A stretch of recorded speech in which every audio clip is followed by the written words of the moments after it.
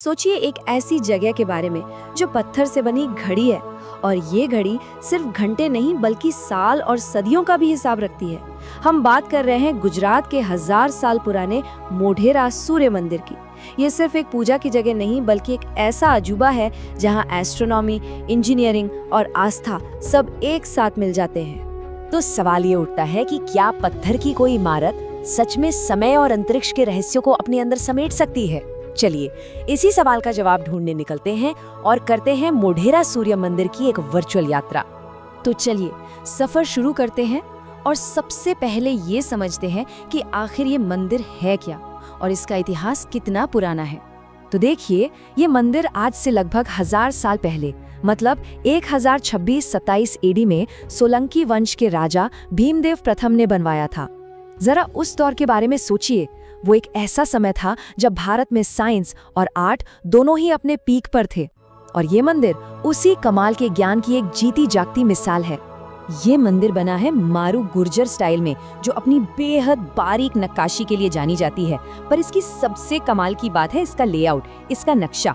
इसके जो 3 main parts हैं, सूर्यकुंड, सभा मंडप और गर्भगृह, वो तीनों के तीनों बिल्कुल एक सीधी लाइन में एक ही एक्सिस पर बने हैं। और जैसा कि हम आगे देखेंगे, ये कोई कोइंसिडेंस नहीं था। नहीं, ये तो एक बहुत ही सोची समझी एस्ट्रोनॉमिकल प्लानिंग का हिस्सा था।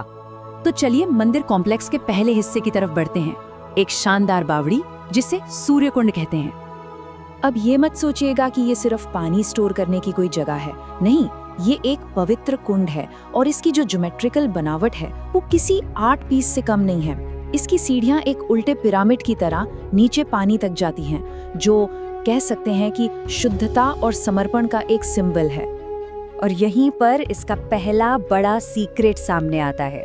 इन सीढ़ियों के चारों तरफ छोटे छोटे मंदिर बने हैं और पता है कितने? पूरे 108। हिंदू धर्म में 108 नंबर को बहुत ही पवित्र माना जाता है। ये यूनिवर्स की, ब्रह्मांड की पूर्णता का प्रतीक है। तो देखिए, यहीं से आर्किटेक्चर और स्पिरिचुअलिटी का मिलना शुरू हो जाता है। अच्छा, अब कुंड से ऊपर आते हैं और मंदिर के दूसरे हिस्से में चलते हैं, सभा मंडप। जैसा कि नाम से ही जाहिर है, ये सभाओं और समारोहों के लिए बना एक बहुत बड़ा हॉल है। ये एक ओपन हॉल है जिसे उस जमाने में धार्मिक सभाओं या डांस परफॉर्मेंस के लिए इस्तेमाल किया जाता होगा।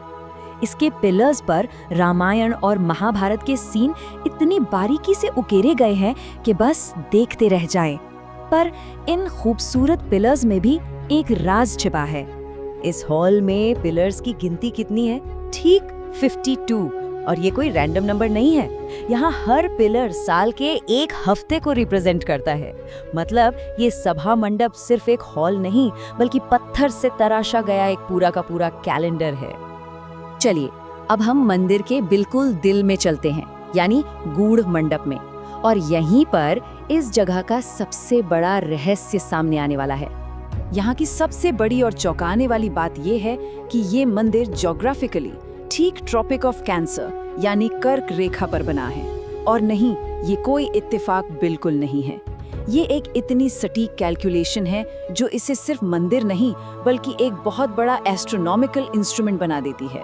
इसका डिजाइन इतना ज्यादा प्रिसाइज है कि साल में सिर्फ 2 दिन यानी इक्विनॉक्स के दिन, जब दिन और रात बराबर होते हैं, ठीक उन्हीं 2 दिनों में उगते हुए सूरज की सबसे पहली किरण सीधे गर्भगृह के अंदर जाती थी और जो मेन मूर्ति थी उसे रोशन कर देती थी।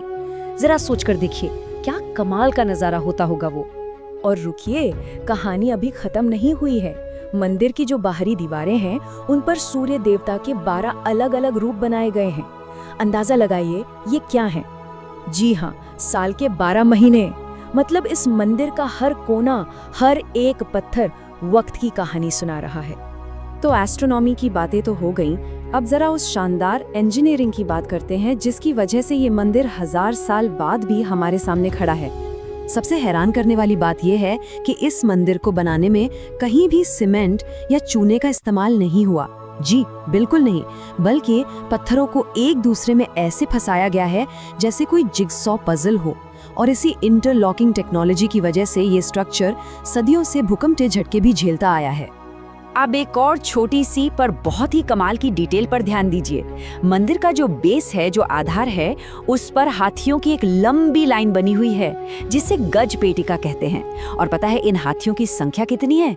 लगभग 365, यानी साल के हर दिन के लिए एक हाथी। तो अब पूरी तस्वीर हमारे सामने बिल्कुल साफ है। सूर्य कुंड के 108 मंदिर, सभा मंडप के 52 पिलर्स, गर्भगृह के 12 देवता और बेस पर बने 365 हाथी। ये सिर्फ एक मंदिर नहीं है दोस्तों, ये तो पत्थर में गड़ी हुई एक विशालकाय कॉस्मिक घड़ी है जो समय के हर पैमाने को, दिन, हफ्ते, महीने, सबको एक साथ दिखाती है। हाँ, ये बात सच है कि आक्रमणों की वजह से अब यहाँ रेगुलर पूजा नहीं होती, लेकिन इसका मतलब ये नहीं कि मंदिर वीरान है। ये आज भी जिंदा है। हर साल यहाँ पर बहुत मशहूर मोढेरा डांस फेस्टिवल होता है, जो इसकी शान में एक जश्न की तरह है। तो मोढेरा का ये सूर्य मंदिर हमें क्या दिखाता है?